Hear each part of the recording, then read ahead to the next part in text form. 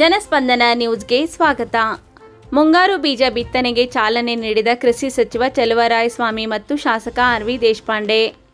ಹಳಿಯಾಳ ತಾಲೂಕಿನಲ್ಲಿ ಮುಂಗಾರು ಬೀಜ ಬಿತ್ತನೆ ಹಂಗಾಮು ಪ್ರಾರಂಭವಾಗಿದ್ದು, ರೈತರಿಗೆ ಕಡಿಮೆ ವೆಚ್ಚದಲ್ಲಿ ಅನುಕೂಲವಾಗುವ ನಿಟ್ಟಿನಲ್ಲಿ ತಯಾರಿಸಿದ ಬೀಜ ಬಿತ್ತನೆಯ ಯಂತ್ರಕ್ಕೆ ಕೃಷಿ ಸಚಿವರಾದ ಚಲುವರಾಯಸ್ವಾಮಿ ಹಾಗೂ ಈ ಕ್ಷೇತ್ರದ ಶಾಸಕರಾದ ಆರ್.ವಿ. ದೇಶಪಾಂಡೆ ಅವರ ನೇತೃತ್ವದಲ್ಲಿ ಹಳಿಯಾಳ ತಾಲೂಕಿನ ಹಲ್ಸಿ ಗ್ರಾಮದ ಜಂಗುಬಾಯಿ ಅವರ ಜಮೀನಿನಲ್ಲಿ ಇಂದು ಬೀಜ ಬಿತ್ತನೆಗೆ ಚಾಲನೆ ನೀಡಿ ಮಾತನಾಡಿದ ಸಚಿವರು, ಜೋಡಾ ತಾಲೂಕಿಗೆ ಭೇಟಿ ನೀಡಿ ಈ ತಾಲೂಕು ರಾಜ್ಯದಲ್ಲಿಯೇ ಸಾವಯವ ಕೃಷಿಗೆ ಪ್ರಥಮ ಸ್ಥಾನದಲ್ಲಿದ್ದು, ಶಾಸಕ ಆರ್.ವಿ. ದೇಶಪಾಂಡೆ ಅವರ ಪ್ರಯತ್ನದಿಂದ ಸಾವಯವ ಕೃಷಿಗೆ ಆಯ್ಕೆಯಾಗಿ ಘೋಷಣೆಯಾಗಿದೆ. ಈ ತಾಲೂಕನ್ನು ಆಧರಿಸಿ ಎಲ್ಲ ರೈತರು ಕೂಡ ಸಾವಯವ ಕೃಷಿ ಹಾಗೂ ನೈಸರ್ಗಿಕ ಕೃಷಿಗೆ ಒತ್ತು ನೀಡಬೇಕೆಂದರು. ಈ ಕಾರ್ಯಕ್ರಮದಲ್ಲಿ ಕ್ಷೇತ್ರದ ಶಾಸಕರಾದ ಆರ್.ವಿ. ದೇಶಪಾಂಡೆ ಕೂಡ ಉಪಸ್ಥಿತರಿದ್ದು, ನಂತರ ಪುರಸಭೆಯ ಪುರಭವನ ಮುಂಭಾಗದಲ್ಲಿ ಕೃಷಿ ಇಲಾಖೆಯಿಂದ ರೈತರ ಬಳಕೆಯ ಕೃಷಿ ಯಂತ್ರೋಪಕರಣಗಳ ವಿತರಣೆಯನ್ನು ಕೂಡ ಮಾಡಲಾಯಿತು. ಈ ಸಂದರ್ಭದಲ್ಲಿ ಉತ್ತರ ಕನ್ನಡ ಜಿಲ್ಲಾಧಿಕಾರಿ ಲಕ್ಷ್ಮೀಪ್ರಿಯಾ, ಕೃಷಿ ಇಲಾಖೆ ಆಯುಕ್ತರಾದ ವೈ.ಎಸ್. ಪಾಟೀಲ್, ಜಂಟಿ ನಿರ್ದೇಶಕರಾದ ಶಿವಪ್ರಸಾದ್ ಗಾಂವ್ಕರ್, ಪ್ರತಿಭಾ ಹೂಗಾರ್, ಟಿ.ಎಚ್. ನಟರಾಜ್ ಹಾಗೂ ಪುರಸಭೆ ಅಧ್ಯಕ್ಷೆ, ಉಪಾಧ್ಯಕ್ಷೆ, ವಿವಿಧ ಇಲಾಖೆ ಅಧಿಕಾರಿ ವರ್ಗದವರು, ತಾಲೂಕಿನ ರೈತರು ಹಾಗೂ ಮಹಿಳೆಯರು ಕೂಡ ಉಪಸ್ಥಿತರಿದ್ದರು.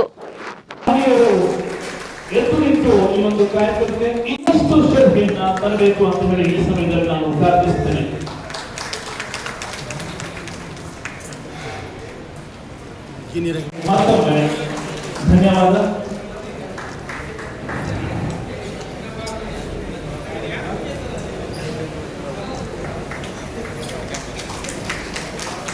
ಹಳಿಯಾಳದ ವಿವಿಧ ಸೊಸೈಟಿಗಳಿಂದ ಕೂಡ ಸನ್ಮಾನ ಕಾರ್ಯಕ್ರಮ ಇದೆ.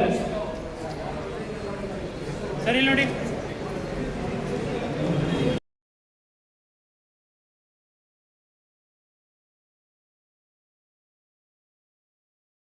ರಾಜ್ಯದ ಅಭಿವೃದ್ಧಿಗೆ ಹೋಗ್ತಾ ಇದೆ ಅನ್ನೋದನ್ನ ಯೋಚನೆ ಮಾಡತಕ್ಕಂಥದ್ದು ನಿಮ್ಮ ಮುಂದೆ ಇರತಕ್ಕಂಥದ್ದು ನಿಮ್ಮ ಜವಾಬ್ದಾರಿ.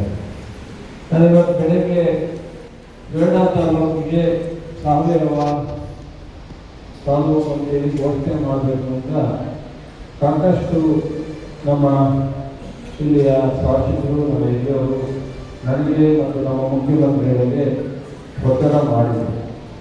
ಈ ಬಾರಿ ಮಾನ್ಯ ಮುಖ್ಯಮಂತ್ರಿಗಳು ಅವರ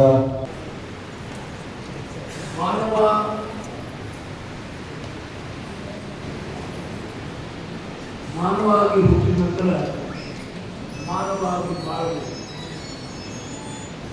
ಅದು ಗ್ರಂಥದಲ್ಲಿ ಇರುವ ಮಾನವರು ರಾಕ್ಷಸರಾಗಿದ್ದು ನಾವು ನೋಡ್ತೀವಿ. ಸಾಯಬಹುದು ಒಂದು ಕ್ಷಣದಲ್ಲಿ ಮರುದು ಬಂದದ್ದು. ನನಗೆ 55 ವರ್ಷದ ರಾಜಕೀಯ ಅನುಭವ, ಜೊತೆಗೆ ಎಲ್ಲ ಕ್ಷೇತ್ರದಲ್ಲಿ ಕೆಲಸ ಮಾಡಿದೆ. ನಾವು ಈ ಪಿಯುಸಿ ಅಧ್ಯಕ್ಷತೆ